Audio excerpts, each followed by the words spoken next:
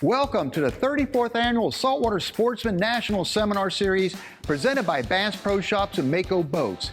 The key to getting the most out of the seminar series is to listen to the small things, the subtle adjustments our faculty teams adhere to when the fishing might be tough or they're trying to target trophy game fish. That's what we call the gold nuggets of the seminar series. So come with me, let's get right to it and join, in progress, the Saltwater Sportsman National Seminar Series. Coming to you from the IGFA in Fort Lauderdale, Florida, it's the 34th Annual Saltwater Sportsman National Seminar Series, brought to you by Bass Pro Shops and Mako Boats. Now, here's George Poveromo. Welcome to the Saltwater Sportsman National Seminar Series, presented by Bass Pro Shops and Mako Boats. A very exciting session coming up on trout. I have a softness in my heart on catching sea trout. I grew up fishing Miami's North Biscayne Bay for them, and still try to do that at least a couple times a year. Very distinguished panel, and I'm gonna first start off with Captain Debbie Hansen from the Fort Myers area. She does a lot of trout and red fishing, shallow water inshore, has their own blog, shefishes2.com, it's the number 2. From North Carolina, we have Captain Judd Owens, who does a number, not only on trout, but the larger trout.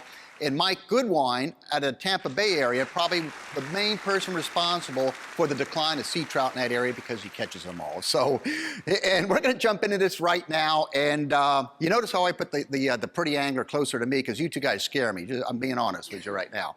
So, all right, jumping into sea trout and different types of bottom. Now, you're from the Carolinas, you're from Southwest Florida, you're about maybe 2 hours north of Debbie there, Mike. What's the trout environment look in your area? Our trout in Tampa, we look for anywhere between 2 to 4 feet of water, and you want healthy grass with giant sandy potholes with like sandy with some rocks in it, and inside the grass. So we'll get on the flat, and the water clarity is awesome right now. And you just pull down inside on top of the grass, and you could throw directly in the middle of the potholes or charm. We like the charm form. We'll throw some charm out and get them popping, and they'll come right up to your boat like piranhas in town. Now, does the environment change? You know, we're talking about grasses and sand patches. Does the environment change throughout the Carolinas and your part of the world for trout? It does, George, and it's kind of like redfish. Oyster rocks, finding those oyster shell rocks, but you always have moving water. I don't ever find trout in dead water areas. If you're going to find them on those main channels, a lot of times look for the channels that go from the inlets to the ICW, those cut-throughs, high flow areas. Water's moving very fast at falling tide, very fast on a rising tide. Those edges in the fall will hold a lot of trout. You have a lot of estuaries up in there too, so somebody's approaching one and here's a large outlet or maybe even a narrow one coming in. What's going to make one estuary or an outlet more productive than another? I mean, is there a way to really read that? Typically, you're going to find the tide's going to be moving on a different side, depends on a rising tide and lower tide, how the water's falling or moving. I'm going to fish the side of that channel or creek that has the most moving water. Gotcha. And what about your side? What are some of the subtleties that you're looking for in terms of area that's going to tell you, I'm going to definitely have a good day catching trout here versus I need to keep moving and look for better water? Yeah, definitely. So some of the things we already mentioned, definitely I look for multiple different types of structure. So turtle grass, areas of turtle grass, I'm looking for oyster bars, but the main thing I'm looking for is a depth change. Any change in the bottom contour. Trout really like to ambush from lower in the water column. So when I'm fishing, I do a lot of artificial fishing, and I really want my baits to kind of hang in the middle of the water column a little bit, and I work them in the middle of the water column because those trout will ambush from below and hit those baits. So to me, depth change is key. Generally, I'm looking 3 to 5 feet of water right in that area, that type of depth change. It's intriguing because I grilled the 3 of you on the zones to find trout, and all 3 of you omitted one, which has always been a good way to catch the larger trout, and that's fishing by docks. And not just fishing by docks, but if you're in a somewhat shallow area, you look at the size of the boat that's up on the lift. If it's a large enough boat, you know that boat, when it backs out with the props, it's digging a little bit of a trench. When it comes back in, it's doing the same thing. When it gets really cold in the winter and all that grass is blown out under that boat and it's mud, that absorbs the sun and the heat a lot more. And a lot of times you could see these docks. and pitch a live bait under a boat, knowing there's a little bit of depression, and a lot of times you can pull some great trout out of there. Mike, you don't fish docks? No, I try to stay away from docks, especially in Tampa Bay. Every time I try to fish a dock, somebody call the police on me. I'm like, I'm just trying to fish. So, but in Tampa, like especially right now during the wintertime, you hit on something about all the trout will go into the rivers. They'll go deep into the rivers, and that water's a little muddier in the rivers. So when we have these negative tides, once that tide drop out, the sun will heat up that mud. Gotcha. And then once the water come in, all those trout will get right on top of that heated mud and the potholes in the river. And the farther you go into the river, the more you'll catch trout in Tampa Bay. Very, very good. All right, we're going to take a commercial break. When we come back, we're going to talk about the subtleties involved in working live baits versus artificial lures. And I want to get Jot on working popping corks, which is very, very important. But we'll take a break right now, and we'll come back in about 2 or 3 minutes with the resumption of the Saltwater Sportsman National Seminar Series, and we'll be discussing sea trout. The Saltwater Sportsman National Seminar Series is brought to you by Simrad. Go with Simrad and go with confidence. Penn, let the battle begin.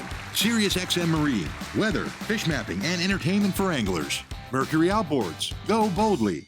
Angle, portable fridge freezers, and high-performance coolers. George will be right back. Welcome back to the 34th Annual Saltwater Sportsman National Seminar Series from the IGFA in Fort Lauderdale, Florida. Brought to you by Bass Pro Shops and Mako Boats. Let's get right back to George. Welcome back to the Saltwater Sportsman National Seminar Series presented by Bass Pro Shops and Mako Boats. The discussion, the topic at hand, sea trout. Let's talk about some of the subtleties involved in using live bait versus artificials, and I'll kick it off. I love topwater trout fishing. To see a trout come up and bust a topwater is really, really remarkable. John, I want to talk to you. So many people fish a popping cork with a live shrimp. It could be a pinfish, it could be a soft plastic underneath it for trout. And I sort of led you in on this talking about the topwater noise the trout get attracted to. They get attracted to the float. Now there are subtleties involved in working the float. Take me through the right subtleties and what you're trying to accomplish as it relates to trout. For me, it's going to be when I'm running rattle and popping cork, it's going to be during the shrimp season. For us, it's going to be sometime in October when the shrimp are moving, and those trout are really keying in on shrimp because shrimp make that popping sound when they get excited. And that's what you're trying to represent with that style of float. Exactly. Short leader, 12 to 14 inches, What not very pound long. test? 15 or 20 pound fluorocarbon. What size hook? Usually it's going to be a pre-rigged shrimp, Okay. or I'm going to use a very light 16th ounce jig head.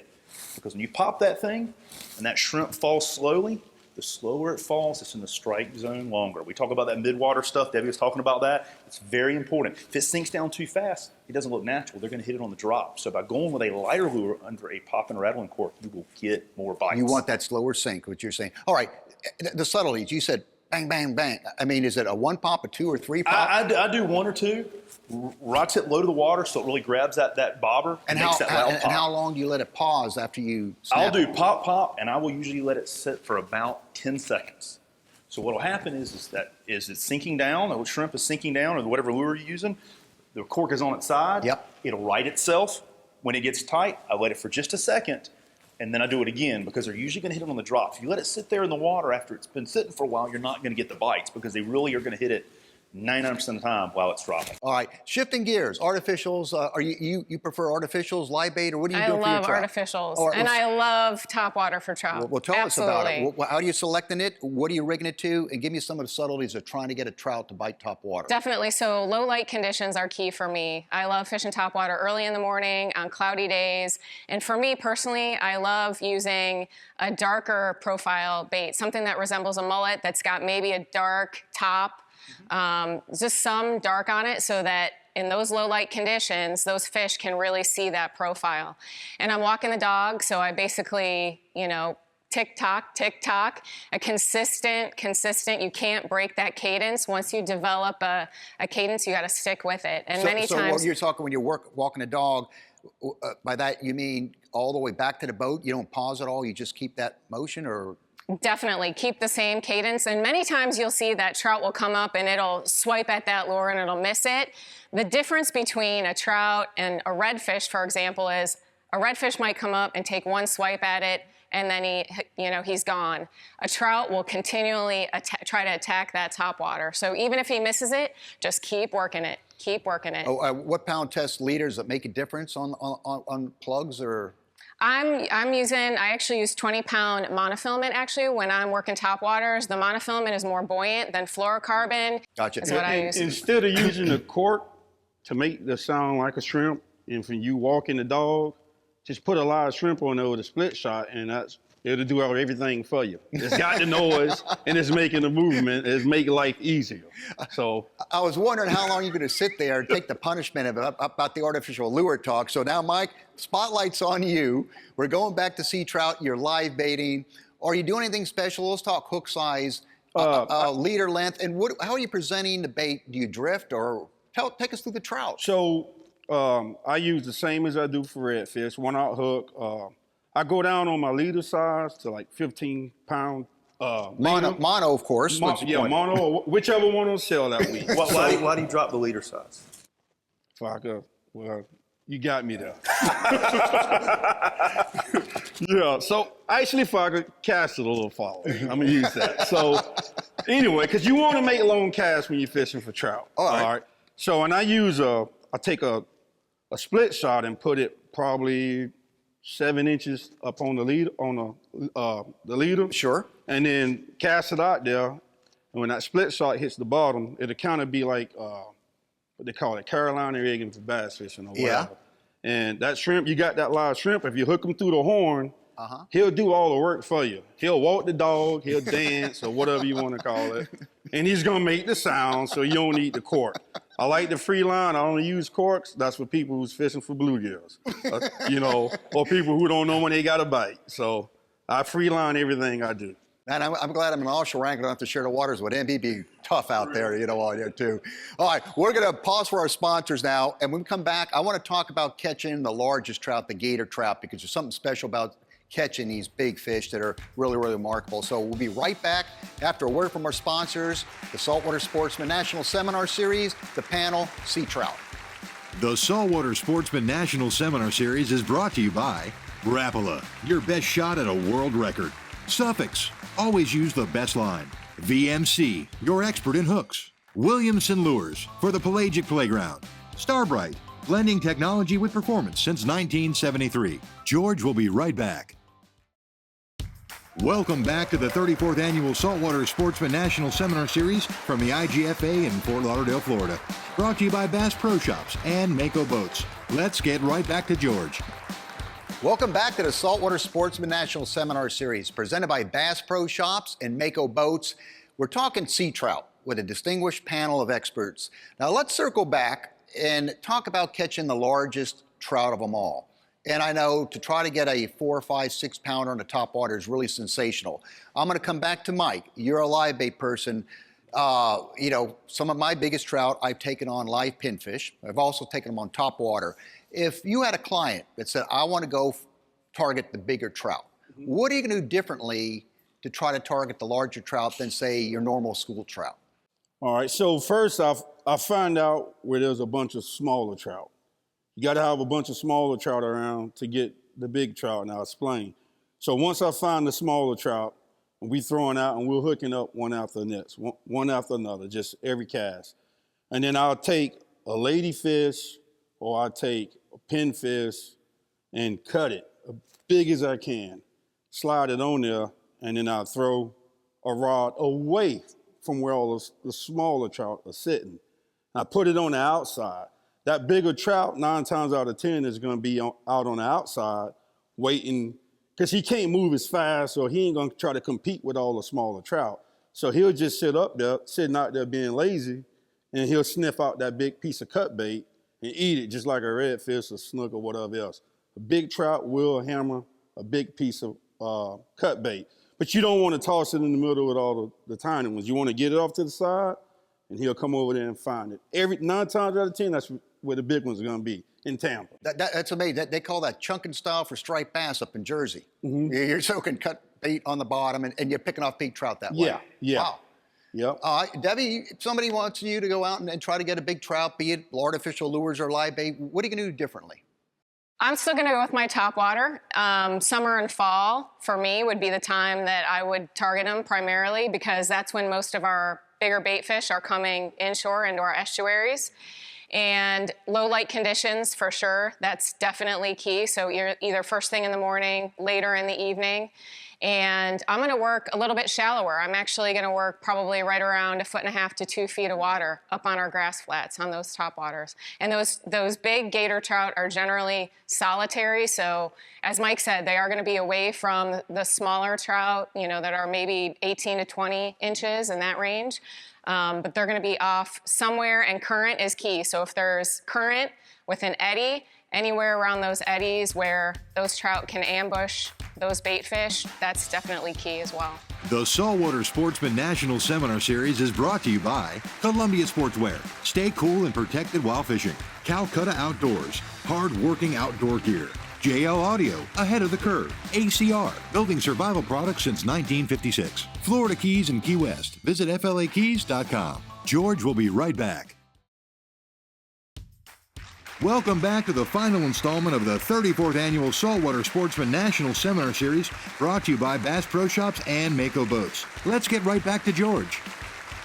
Question to you, Jock. We want to get some of the bigger ones. Number one, just like Debbie said, top water. So I'm going to give you my number two. All right. And that's going to be larger, hard suspending baits. And the key is not working it too fast. Really working that lure slow. Give me an example. Well, I'm going to throw across the current, right on the edge of drop-offs and oyster lines, where those fish are going to be on just on those drop-offs and eddies, where that current's a little slower, but they can access the current. I'll be working those lures, throwing them out there, let them hit the water, and I'm going to let them sit for 4 or 5 seconds. I'm going to come tight with that line. I'm going to give them a sharp jerk, not a pull, a jerk. Let it sit. Let it sit, let it sit. 4, 5, 6 seconds, jerk it again. And typically, right before you tell yourself it's time to jerk it, thump. Those big trout will hit that suspending twitch bait. So my transition would be early in the morning, we'd do top water. The sun starts to get up, the top water bite slows. And I'm going to go to those baits that get just under the surface, and that's when it makes a difference. When they're a little worried about hitting the top waters when it gets the sun gets high. But by getting under the surface a little bit, that's how I'll continue to get those bigger fish to bite when the sun gets up. Well, how big of a bait? You say you go to a bigger 4 to 6 inch hard baits. Yeah, so a real big one. It's kind of like what I was saying with the cut bait. You put a big piece of bait. The big trout like big bait. Yeah, it really does catch bigger fish by going to a bigger pattern bait. Very interesting. Mike, I'm going to ask a question to you. All the offshore panels and bottom fishing panels are discussing electronics. Now we're fishing trout. Very simple type of fishing in one aspect. And you're a Simrad Pro staffer. What about the side imaging that shoots out to the side? I know in a lot of cases we use it to try to catch live bait in a coastal waterway. Does side imaging have any worthy of trying to find school trout or anything along those lines, and that's where you could broadcast and get a view both sides of your boat? Yes, like earlier when I said about 45 foot of water is where we get them, and sometimes in 6 foot of water. And we got in Tampa Bay, right off the flats, it's like these giant deep ponds. And I've actually used my side imaging before to find the smaller ones. And I'll see a group of them out to the left or to the right, pull down and start chumming, and then chunk a big piece of bait off to the side to catch the big ones. George, something I use too, speaking of electronics, serious marine weather, the water temperatures and colder winter times. Most people use that water temperature stuff for offshore fishing, but I actually use it for the trout and the surf line and around the inlets. In this time of year, especially January, February, March, I can actually watch warmer pockets of water moving up and down the beach. And for us, all it takes is a degree, maybe 2 degrees to turn on those bigger winter trout, especially on the inlets. And I've watched those patterns of warmer water, just a degree or 2, move down the beach by using the Cirrus weather and get a better bite. And one day it's colder and a pocket will move in and the bite's a little bit better. And it's one of those things that used to be, I only use it for offshore fishing, but I'm actually watching, especially in the wintertime, looking for just a little bit warmer water on the beach lines. Debbie, if you had to boil it down, your 3 most important tips to catching more or larger sea trout, what would they be? Multiple types of structure. Oyster bars, turtle grass, drop-offs. That's tip number one. Number two, just for me, I love using the salty Ned rig, which is basically just a 2 3/4 inch soft plastic that's rigged to a 1/10 ounce jig head. And that jig head, being that it's lighter, just, a lot of people fish inshore and they're really reluctant to mix up the weights of their jig heads. They'll stick with a 1/4 ounce, and that's the only size jig head or weight jig head that they'll use. But the lighter jig heads, especially to me during the winter months when we've got a lot of those, schools of trout in certain areas, really, really work well. And you can get into just one right after the other. Have a variety of jig heads available. Experiment with that, because those jig heads are going to have different fall rates in the water column, and they're going to give your baits different action. So experiment with different jig heads. And then again, just focus on those lower light conditions, I think, too. First thing in the morning, later in the evening. A lot of great information. I want to thank Mike, Jot, and of course, Debbie Hanson for that very informative session. Makes me want to go out and catch sea trout. We'll be back with another exciting session of the Saltwater Sportsman National Seminar Series. Hang in there. Well, there you have it, this week's Saltwater Sportsman National Seminar Series. Now, adhering to Saltwater Sportsman Seminar Series tradition, you still have chances to win door prize drawings. Simply go to nationalseminarseries.com, log on to the door prize page, just give us your name, phone number, and an email address, and at the conclusion of the airing of the series in December, we will draw for a number of excellent door prizes. Get right to it. We'll see you on the next episode of the Saltwater Sportsman National Seminar Series.